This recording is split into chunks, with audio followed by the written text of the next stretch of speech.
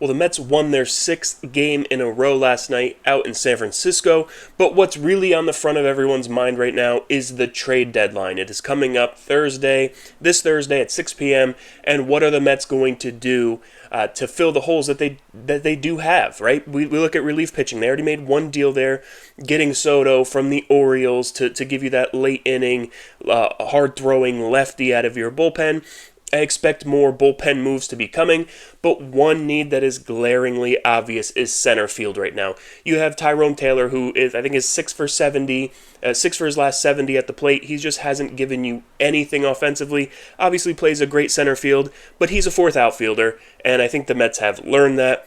And there's not that much available out in center field. You talk about guys like Harrison Bader. Do we really want to go down that road again? I certainly don't. He lost playing time to Taylor, who is not even really a starting player last year, so not really a place I want to go. Then you talk about Cedric Mullins. He's not having a great year. He's got more power than Taylor does or any center field options right now for the Mets, but does he really upgrade you that much offensively? I don't think so, and I think you're going to have to give up a little bit to go out and get him. And then you have a guy who there's been a lot of smoke around to the Mets, probably too much to ignore at this point, and that's Luis Robert Jr. Now, Robert Jr. had a great 2023. He hit 38 home runs, had 80 RBIs, and 857 OPS. Great 2023 for Robert. Then last year he struggled, only 14 home runs, 35 RBI, and a 657 OPS. And this year so far he struggled as well. He's hitting right around 200. He's got 10 home runs, 41 RBIs, a 636 OPS. He does have 26 stolen bases. But this guy plays a great center field, and obviously the talent is there. You see it just a couple years ago, he hit almost 40 home runs. The talent is there with Robert. He has great bat speed, great sprint speed, a great fielder, and maybe you tweak something in him, or maybe just a change of scenery for a guy like him could do wonders. He could come to a team that's competing for a division title, one of the favorites in the National League, and maybe it revitalizes him, it rejuvenates him. It's hard to be on a White Sox team that has no chance. And, it really could revitalize his career coming to the Mets. This is a deal that I was against last year when they were talking about it, or this offseason when they were talking about it, just because I didn't want to necessarily go with a lottery ticket.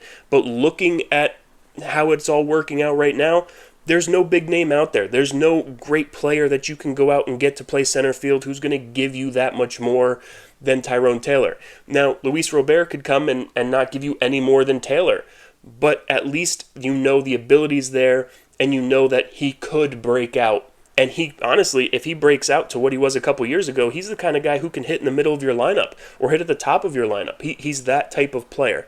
But over the last couple days, we have heard from Bob Nightengale of USA Today. He was on the Wardy Show just a couple days ago saying that the White Sox are very interested in Mark Vientos.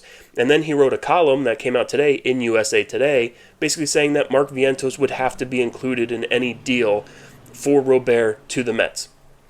This is something that, honestly, I'm against. And not because I would be against trading Mark Vientos. I think that he's someone who could definitely be traded. He doesn't really fill a role on this team right now. Beatty has clearly shown that he's the better third baseman. He's hit better this year. You want to give Mauricio a chance, whether it's third base, second base. You want to give him at-bats, even DH. He's a switch hitter. He has probably more promise at the plate than a Mark Vientos does. Acuna, do you want to see him play more? The Mets have a lot of young pieces. And at this point, Vientos has kind of been surpassed by a couple of guys. So I don't think it's impossible to see Vientos be traded. I wouldn't be upset or surprised if he is. But I wouldn't like to see him traded for Robert. And that's because Robert, to me, is a lottery ticket. He's the kind of guy that you basically give up nothing for, especially because he has team options over the next couple of years for $20 million. So if you're going to be paying a guy $20 million, or he's a rental, you don't want to give up a guy who maybe you saw some promise in, who in the playoffs last year, Mark Vientos was one of the main reasons why the Mets made it so far. He was their most clutch player. He was hitting clutch home runs, and he was getting clutch RBIs. And I don't think you give up a guy like that for either a rental or a lottery ticket in Robert. I just don't see that being what a successful team would do. Now, if you say you want to trade Mark Vientos for an elite reliever or even a starting pitcher as a throw-in, he wouldn't be the centerpiece of a deal because of the season that he's having. But if he's kind of an extra piece in a bigger deal, then sure. But Robert, to me, you would want to give up lower level prospects. Maybe a couple of 18-year-old kids or 19-year-old kids that are way down on your prospect list, and you take on the money, and we go from there. There's no reason to trade a guy who, before this season started, you were talking about Mark Vientos replacing Pete Alonso at first base. And now you want to trade him for a guy who's a lottery ticket. I don't understand that reasoning, and I don't think the Mets will do that. If the White Sox are insistent on having Mark Vientos, I don't think a deal gets done because I don't think David Stearns would do that.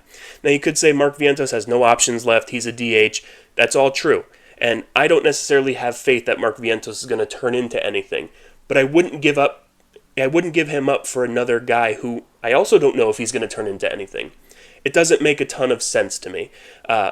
I'd like to know what you guys think. I want you to comment on if you would make this deal. There is a lot of smoke around it. Bob Nightengale, we have to kind of look at where this is all coming from because Nightengale, he doesn't have a great reputation for breaking news and knowing things, right? He's a professional reporter. He's been around for a long time. He's probably about 50-50. He's right on a lot of things, and on a lot of things he's really wrong. He's kind of become a bit of a joke on X or Twitter, and I don't necessarily take what he says as if Jeff Passan said it, or even if Buster Olney said it, or even if John Heyman said it. Those guys are definitely much more involved and know more about the Mets especially. But maybe Bob Nightengale knows something. I don't know. I'm not really hearing that from anywhere else. It's only coming from him. But he's being pretty loud about it, so I don't know. I don't know what to think. Not a deal that I would make.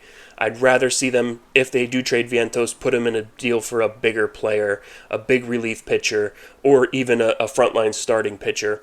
I just don't see it being for Robert. Now, you could look at it the other end of, hey, let's trade our guy who, showed success in the past but is underperforming this year for your guy who's shown success in the past and is underperforming this year. It's just... I can't see it happening. I can't see the Mets giving up on Vientos in that way for another guy who's a lottery ticket. So that's really all I got. Just wanted to get my opinion out there quick on this. If you like this kind of content, please subscribe, give me a like, and comment what you think the Mets are going to do. Are they going to trade Vientos for Robert? Do you think it's just Bob Nightengale trying to get some clicks? I want to know what you think. Really all I got. So until next time, let's go Mets.